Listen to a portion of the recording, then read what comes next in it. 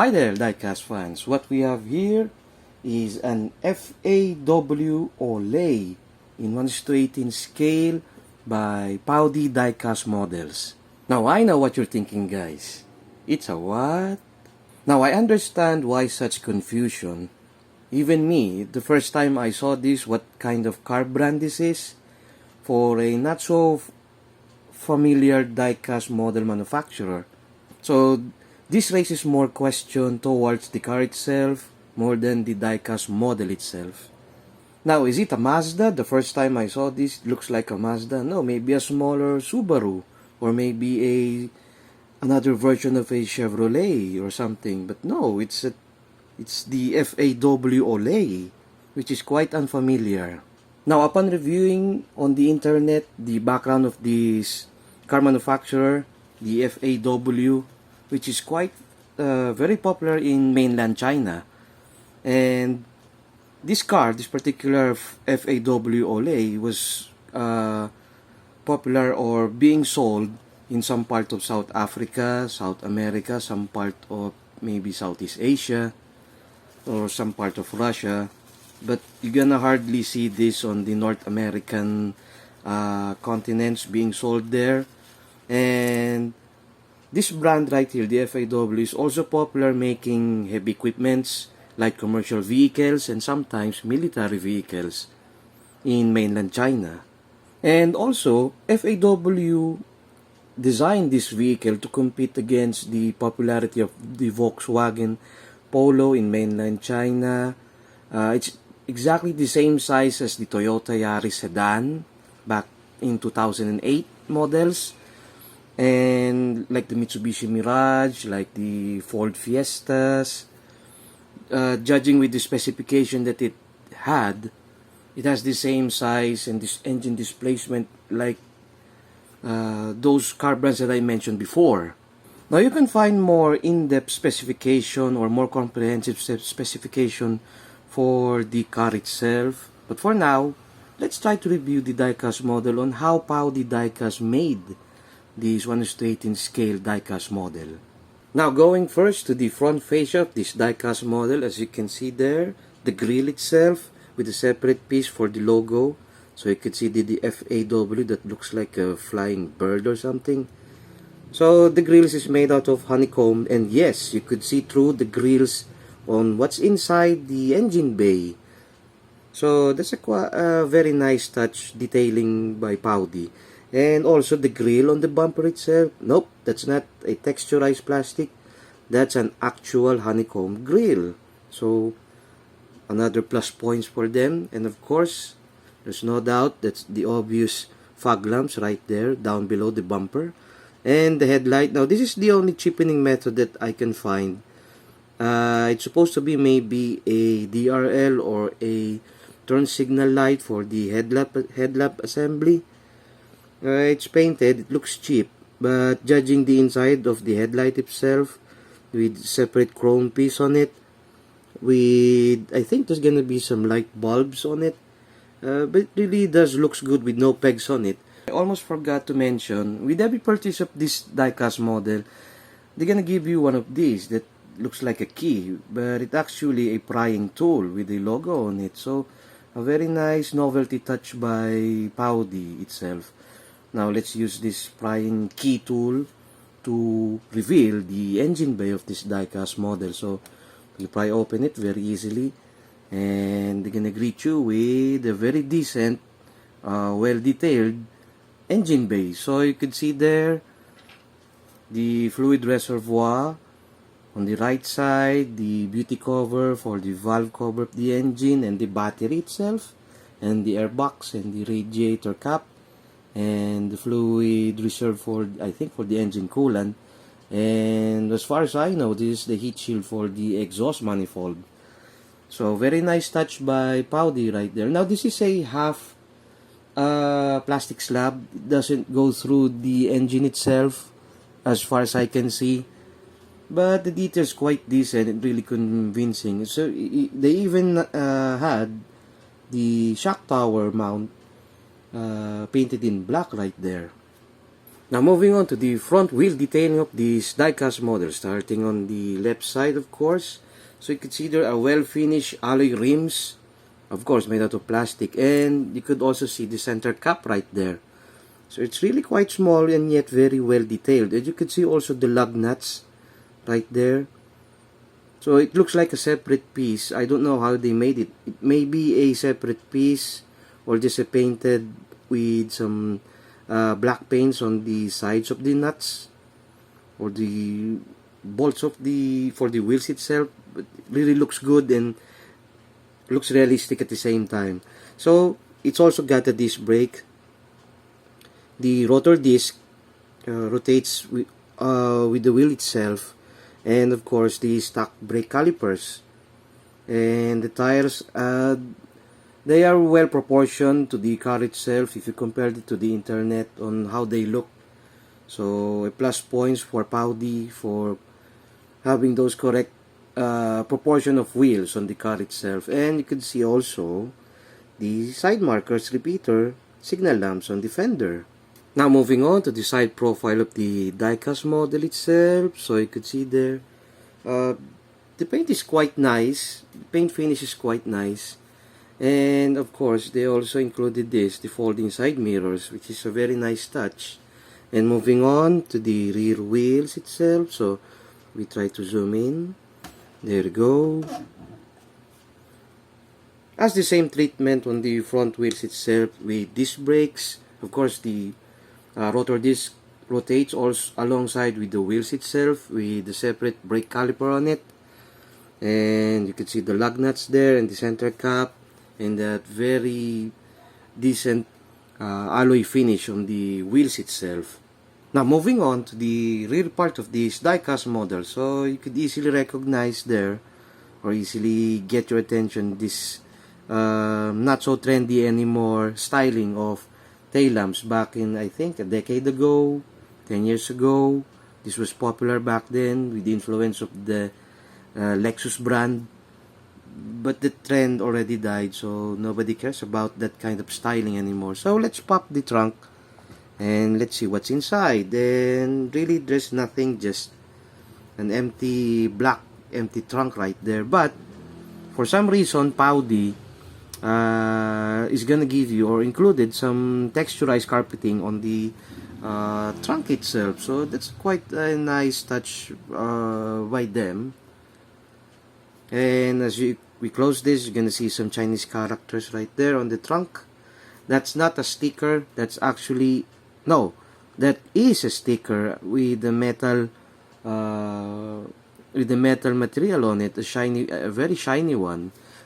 Like this, the logo that they say Oley itself, right below the trunk, and you can see the keyhole and the brand logo right there is another separate piece. So a very nice detailing, no shortcuts whatsoever by Paudi, and not to mention also they included some defogger on the rear window. Like I mentioned before, that this diecast model has a folding side mirrors on it. So you don't see those details every day for an ordinary diecast model. Now, like I said before, this is a 4-door subcompact sedan, like the likes of Volkswagen Polos. So it means it's got a 4-door. This is a 4-door sedan. It means those 4 doors can be opened. So let's try to open first the front door right here. And the hinges are really stiff at the same time. So you can see there on the driver's side of this diecast model, the dashboard had so many paint details on it. Now going first to the door cards on the left. So you could see there the painted buttons for the power windows, the power locks, I think, the power mirrors, and the door latch itself with the texturized white carbon fiber on it. It's just a texturized paint, not a real carbon fiber. So you could see also there the bottle holder, cup holder on the side with some side pockets on it. So very nice touch by Paudi. And it's carpeted. The floor mats, the flooring, so right there. There is a pedal since this had an automatic transmission, you could hardly see the pedals because it's also colored in black. So going to the center console of the diecast, you could see there the gear selector and the infotainment system at the middle of the dashboard right there, and the gauges. The gauges are really well detailed for this diecast. I don't know if you could see right there the stickers inside those pinnacles. It's hardly to be seen at all. So judging on what I can see, it's really well detailed. And also the lower center console, there's gonna be buttons for the climate control, I think, and for the air conditioning louvers. So the handbrake and a single cup holder on the middle. Now let's take a peek on the rear passenger side of this diecast model. So we open the door itself, and they're gonna reveal the detailing for the interior of this diecast model. So you can see there the seat belt. This is the seat belt for the middle seats, and of course they also included the seat belts for the left rear passenger side with an additional metal buckles on it. Now the seats had this rubbery textures on it, so it's a bit soft and a little bit realistic, pretending that it's gonna be a leather upholstery for the seats. And you can see there the left rear door cards itself, very nice detailing by Paudi, and also included is the power window button on it and the door latch, of course. So taking a peek on the headliner of this diecast model, so they also included a sunroof on it. This can be moved. The sunroof itself, the cover, it's hardly, it's gonna be a bit hard to move those covers, but they included it on this diecast model, so it's a very nice detailing that Paudi included. Now going to the right passenger side interior of this diecast model, so you can see there the dashboard itself and the glove box handle with a gray coloring on it, and at the same time you could see there the air louvers are very well detailed. A very nice touch by Paudi, and the climate control knobs and buttons, of course, and the shift knob that's composing of maybe not just a chrome finish on it with an additional metallic gray on it. It's really small but yet well detailed. So you could see also the automatic transmission, the gated shifter right there. It also has some numberings on it. Very nice touch for them. And the seats also, the rubbery texture on it, pretending that's gonna be a leather upholstery at the same time. And revealing on the rear side of this diecast model.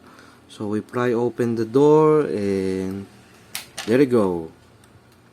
That's the rear interior detailing on the right rear passenger side of the diecast itself. Now going to the under chassis of this diecast model. So let me just take the camera for focus. So you can see there the transaxle. I think this has a full working suspension, and yes, it's got a full working suspension on it with springs, of course. Now Paudi didn't just put some two colors on it just to separate the exhaust system through the chassis. They also painted some part of the transaxle right there with this